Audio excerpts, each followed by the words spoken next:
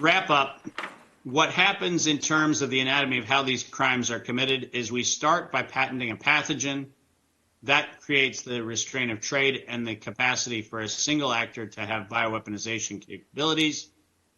Following that, a sole source and non-competitive academic grant program is put in place, much like what we see at UNC Chapel Hill, and ultimately its collaboration through Peter Daszak and others with the Wuhan Institute of Virology.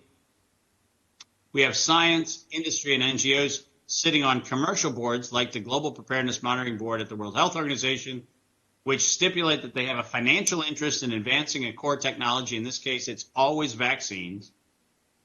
To get their vaccine accepted, they have to create an emergency war game. They have to coerce the public behavior. And that's not my assertion. That's their statement. We need the public to respond to hype. That was their words, not mine. And then what happens is we suppress known market options, like in the case of SARS-CoV. We know that in 2010, Ralph Baric published what now the public knows as the Zelenko Protocol. We know that there was a countermeasure. We know it worked, and we know it was engineered by the guy who made the weapon in the first place.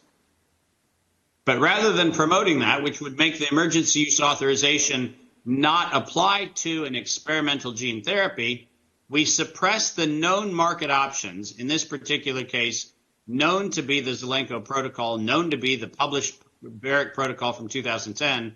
We knew that there was a treatment for SARS infection if it was really infection. We knew that there was a treatment available. We knew it worked.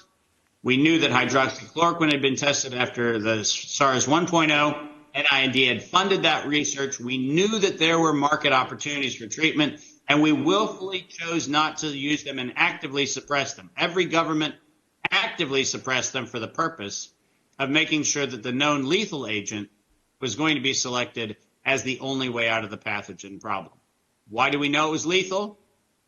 We know that the lipid nanoparticle that was going to be used to inject the mRNA already was scheduled as a toxic agent, and we know that the pseudouridine that was used as a stabilizing mechanism for the mRNA was known to be lethal, not just toxic. We knew it was lethal, and we went ahead and injected it into the arms of adults and children and infants and lactating mothers. And we knew all of that by 2018. None of this co-occurred with the alleged pandemic. Which leads me to my conclusion, which is, do we need a Nuremberg trial? And my point is that the problem that we have, if we look at the Nuremberg trial, is that we failed to hold accountable what were considered to be the healthcare providers who were just following orders or doing their best or doing their job. Let me be abundantly clear. All the information that I have shared in this testimony was published, knowable, and known before the first patient was described in 2019 in December in Wuhan, China. None of the interventions are legally defined as emergency use medical countermeasures because all of them were put in motion prior to the existence of the declared pandemic.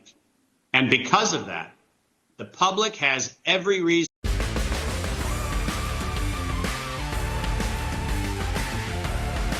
in the world to actually hold the manufacturers and everyone else accountable, because all of this information was known in the public before December of 2019. And Sean, that's the punchline I want to make sure we don't lose.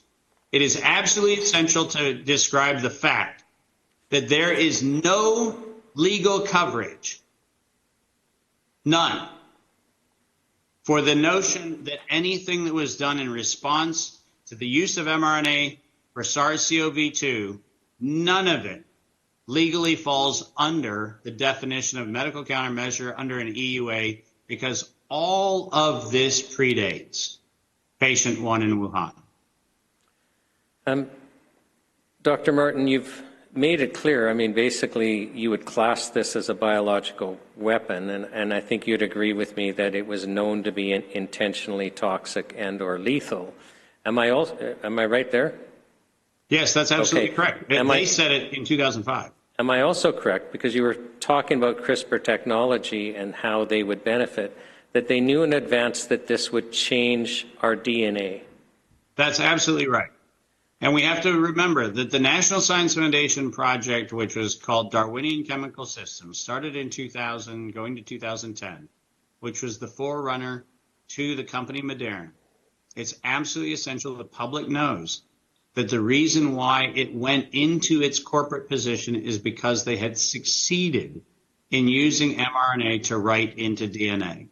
So every time someone said that this is safe and it's not going to affect your DNA, they knew they were lying.